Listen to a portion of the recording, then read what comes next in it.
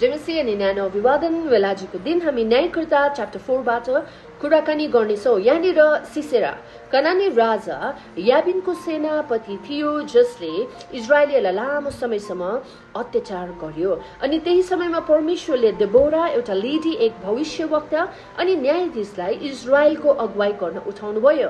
त्यति बेला देबोराले बारकलाई भन्छ go to the battlefield and fight against Sisera भनेको छ, सिसेरा आर्मी भनेको छ। अनि त्यति बेला देबोराले बारकलाई जब यो कुरा भन्छ बारक हिचकिचाएको छ अनि उसले भन्छ म ब्याटल फिल्डमा जान्छु तर तपाईँ मसँग गयो भने मात्रै। अनि त्यो भविष्यवक्ताले के भनेको छ भन्दाखेरि चाहिँ आजको दिन तैँले विजय त प्राप्त गर्छस् तर एउटा स्त्रीद्वारा भनेर भनेको छ। अनि साँच्चै परमेश्वरले उनीहरूलाई विजय दिएको छ, कन्फ्युजन हालिदिएको छ शत्रुहरूको माझमा। अनि त्यो समयमा त्यो सिसेरा चाहिँ त्यहाँबाट खाली खुट्टा भाग्दै जान्छ नि एउटा जग्गामा ऊ पुग्छ जो चाहिँ एकदमै वेल ट्रेन थिएन, जो चाहिँ सेनापति थिए। ऊ त भाग्दै गएको छ आफ्नो सेनालाई ब्याटल फिल्डमा छोडेर, उसलाई आफ्नो प्राणको एकदमै माया थियो त्यसै कारण ऊ भाग्दै जाँदै गर्दा एउटा टेन्टमा पुग्छ किनभने ऊ थाकेको हुन्छ। त्यो समयमा एउटा लेडी जायल नेमको लेडीसँग ऊ भेटाउँछ अनि उसले सोच्छ कि उसले चाहिँ मलाई यहाँनिर सहारा दिन्छ होला भनेर।